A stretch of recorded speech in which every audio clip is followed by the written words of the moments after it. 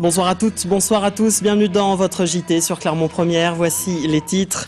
Rien ne va plus à la mairie de Clermont. Le premier adjoint critique ouvertement le maire. Une guerre de succession est peut-être en train d'éclater. Le franc, c'est bel et bien fini. Les détenteurs de billets en francs avaient jusqu'à aujourd'hui dernier délai pour les changer en euros. Et puis, comment lutter contre la pollution générée par les exploitations agricoles bovines? C'est la question que nous poserons à notre invité, Michel Doreau. Il est chercheur à l'INRA de Clermont-T. La guerre pour la succession de Serge Godard à la tête de la mairie de Clermont est-elle déjà lancée? La question se pose après le coup d'éclat de certains élus de la majorité de gauche qui ont envoyé un courrier au maire pour critiquer ouvertement sa gestion. La lettre en question a été publiée par le journal La Montagne la semaine dernière et elle a fait grand bruit dans le microcosme politique clermontois. Regardez. Cette lettre était censée rester en interne, mais visiblement certains se sont arrangés pour la donner à la presse.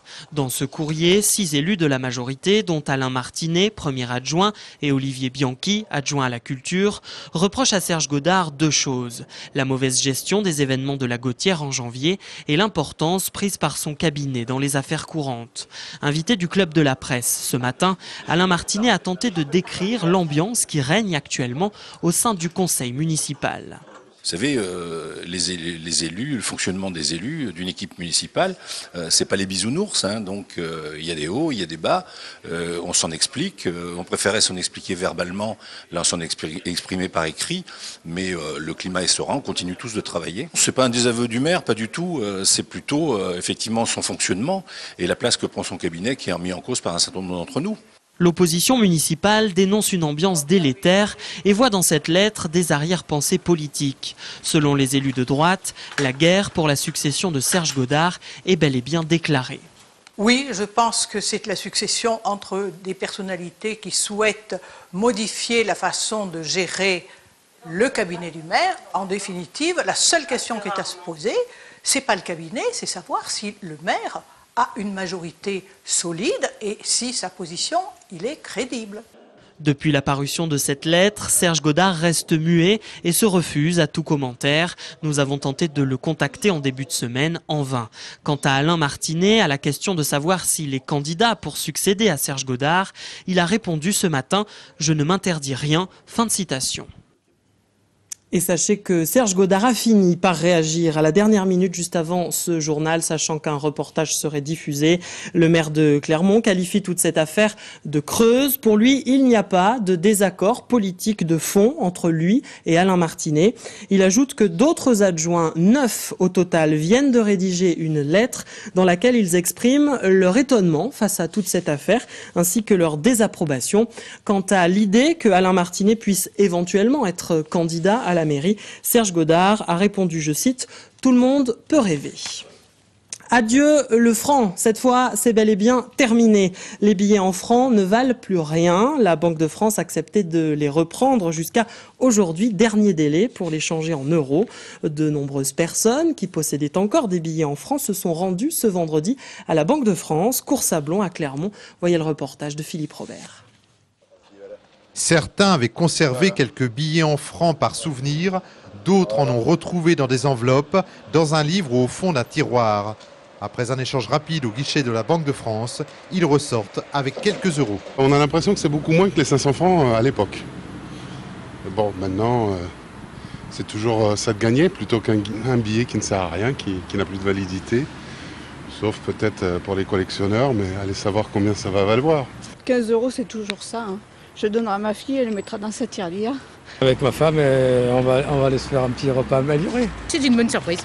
Ça fera un restaurant. D'autres sont moins chanceux, ils ont bien retrouvé des francs, mais ils vont devoir les garder. Les billets sont trop vieux, ils sont avant 2005, donc voilà. Je vais les collectionner, ils vont prendre de la valeur. Dans cette enveloppe, 800 francs également périmés, ces seuls billets étant remboursables jusqu'à ce jour. À partir du 18 février 2012, le franc est définitivement mort. C'est la plus belle connerie qu'ont fait nos politiques. Je suis nostalgique, oui, du franc, de la fin du franc, oui. Je préférais le franc que l'euro. Toutes nous étions dans le commerce, donc on est passé à autre chose depuis un moment déjà. Ça ne me fait rien. Je suis passé à l'euro depuis bien longtemps. Seuls les collectionneurs contempleront ces pièces de notre patrimoine et pour le directeur de la Banque de France, il faut désormais oublier cette monnaie. L'euro est notre avenir, l'euro est une grande chance et je vais dire pourquoi. Parce que dans un monde où tous les enjeux sont des enjeux mondialisés, eh bien la France a besoin d'une grande monnaie. Et cette grande monnaie, c'est l'euro. Quant aux francs récupérés par la Banque de France, ils seront détruits, brûlés plus exactement. La commune de Beaumont, en plein chantier, cette ville de 11 500 habitants, jouxtant Clermont-Ferrand, est en train de rénover sa mairie afin d'impliquer au maximum la population. Une maison de chantier spéciale a été mise en place où les Beaumontois peuvent venir donner leur avis. Philippe Robert nous présente ce projet. Construite en 1884 au plus fort de la production viticole de Beaumont, cette maison de maître devient hôtel de ville en 1946. Le projet de restructuration de la mairie confère donc à ce bâtiment une place importante. L'architecte a prévu de conserver le bâtiment actuel, mais de construire tout autour un nouveau bâtiment très contemporain, en ossature bois, avec une toiture végétalisée. On aura l'impression que le bâtiment ancien surgit de ce nouveau bâtiment. Les services municipaux ont donc dû déménager sur différents sites de la ville. Le maire, les élus et le secrétariat ont élu domicile dans ce local qui abrite également la maison du chantier. Son but, associer les citoyens à ce projet. Ils peuvent venir se renseigner sur l'évolution du chantier et puis ensuite ils peuvent venir nous donner des idées sur comment eux veulent participer à ce chantier puisque l'objectif c'est un chantier participatif.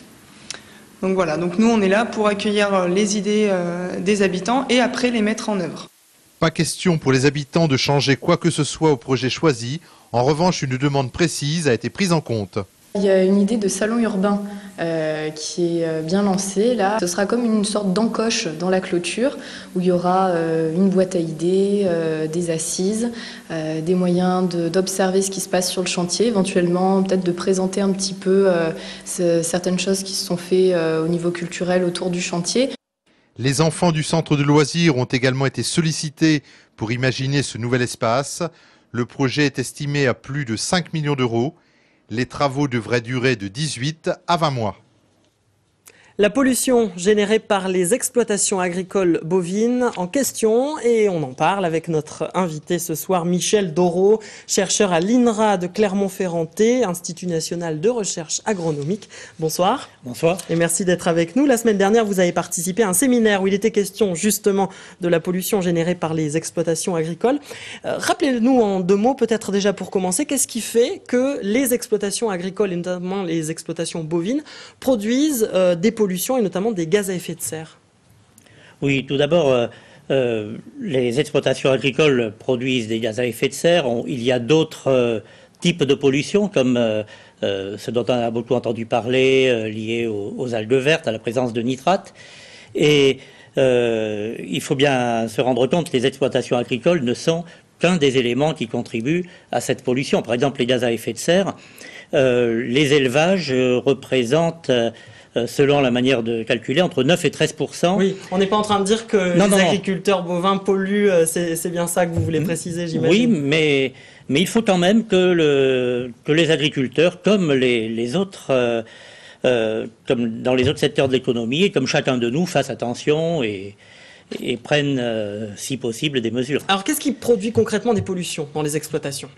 Alors, pour ce qui est des gaz à effet de serre, il y a d'une part le méthane, qui est produit par les rats des ruminants, essentiellement, et les rats qui sont quelque chose de tout à fait normal. L'herbe qu'ils consomment fermente dans la panse et donne des éléments nutritifs à la vache et en même temps des rats de méthane qui, eux, ont un effet négatif et contribuent au réchauffement climatique. Alors vous travaillez justement pour essayer de réduire ces rejets via les bovins. Qu'est-ce qu'il faudrait changer, selon vos résultats d'études, dans l'alimentation des bovins pour réduire ces productions de méthane ? Tout d'abord, c'est pas très facile. Il y a d'autres secteurs où c'est plus facile de réduire les gaz à effet de serre. Alors nous, on a pas mal travaillé sur l'alimentation avec des graines oléagineuses. On a travaillé sur le lin, mais ça pourrait être aussi le colza, le tournesol. parce que ces graines contiennent des lipides, des matières grasses, et les matières grasses ne produisent pas de méthane, contrairement à la cellulose ou à l'amidon. Alors vous avez également travaillé, je crois, sur des pistes d'additifs naturels, ou voire même des micro-organismes, genre la levure par exemple, pourrait permettre d'éviter de produire, pourrait permettre de produire moins de méthane. Oui, on travaille, on n'est pas les seuls. Dans le monde entier, des chercheurs travaillent sur ce sujet-là.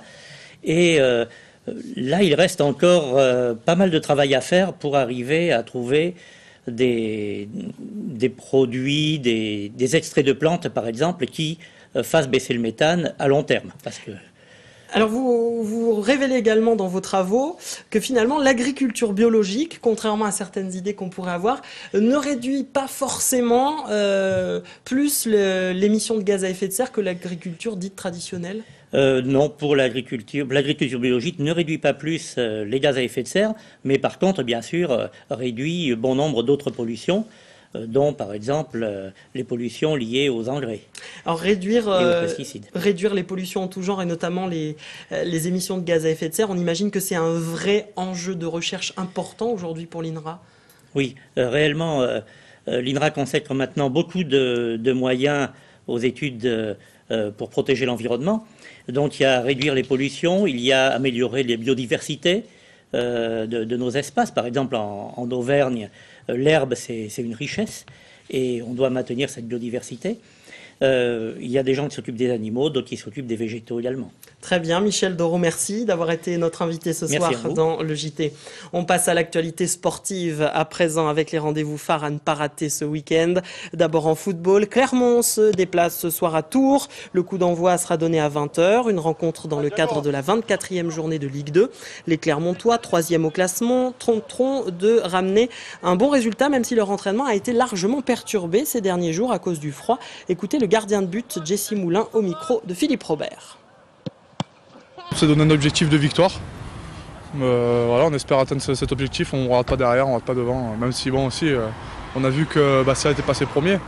On sait qu'on est bien placé, on est dans le bon wagon. Donc maintenant, si on fait le même deuxième partie de saison que la première, on devrait avoir une bonne surprise à l'arrivée. Autre match à ne pas rater, il s'agit de ballon ovale. Cette fois en rugby, l'ASM Clermont-Auvergne joue à Bayonne demain après-midi à partir de 14h15. Une rencontre comptant pour la 18e journée de top 14. Les Clermontois, 2e au classement, partent donc favoris. Mais attention aux Bayonnais capables de très bien jouer sur leur terrain. La réaction tout de suite de Loïc Jacquet. J'ai envie de dire un peu comme tous les ans, hein, le classement qu'ils ont reflète jamais la qualité de leur groupe et de leurs joueurs. Donc voilà, va falloir prendre ce match très au sérieux. De toute façon, on le prend très au sérieux. On n'a jamais gagné à Bayonne depuis que Verne est arrivé. Donc je pense qu'on a à cœur de vouloir faire un gros match.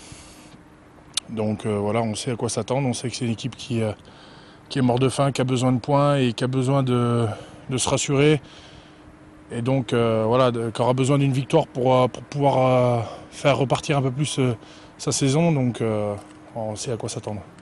Propos recueillis par Grégory Gomez et Martial Delecluse. Bayonne ASM, c'est donc demain à 14h15. Du rire pour terminer ce JT et cette semaine. L'humoriste Christophe Alévèque se produit ce soir et demain à la BD Saint-Jacques-Cournon après une première date donnée hier soir. Fidèle à son style très caustique et politique, Christophe Alévèque présente son tout dernier spectacle, Super Rebelle, répété à Cournon justement en résidence en début de semaine. Émilie Bouvet a rencontré Christophe Alévèque cet après-midi, interview très décalée. Regardez. Ce personnage a mûri, bien qu'étant encore très jeune, merci. Ce personnage a mûri lors de la dernière tournée.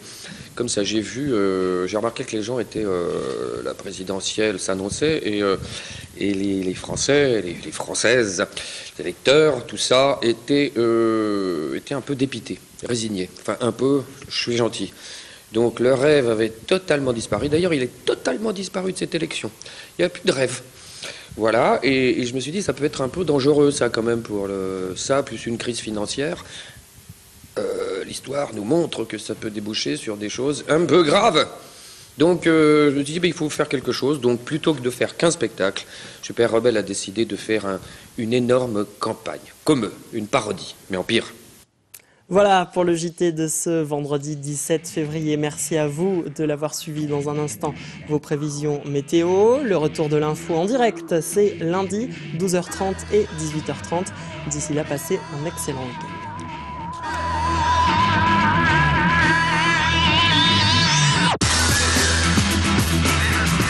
Toute l'actu locale est aussi en ligne. Retrouvez votre JT sur clermontpremière.com.